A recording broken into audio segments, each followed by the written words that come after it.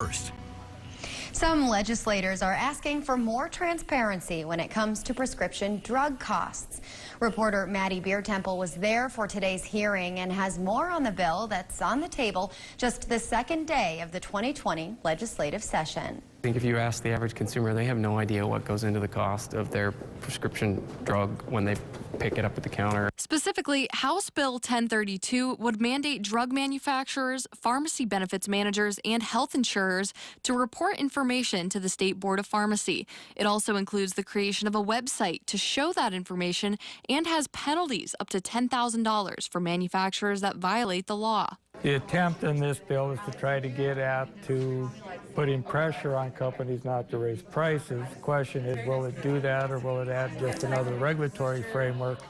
AARP State Director Josh Askvig says the bill is an important step to combating skyrocketing drug costs, which hits older Americans particularly hard. Transparency bills like this one that we were discussing today are an important building block about helping understand what's happening in the process of when it leaves the manufacturer and gets to the counter. Opponents of the bill say the disclosures could drive down competition, plus simply knowing the cost won't fix the problem of high prices. By having PBMs who compete with pharmacies to basically be reporting that information, proprietary information, to their competitors, undercuts competition. Representative Robin Wise chairs the committee and says he sees the pros and cons of the bill. Well, I think transparency is good, and there may be some ways that we can increase that ability.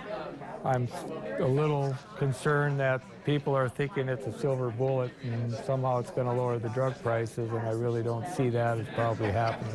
The meeting was simply a hearing, and there was no further action on the bill. Reporting in Bismarck for KX News, Maddie Biertempel.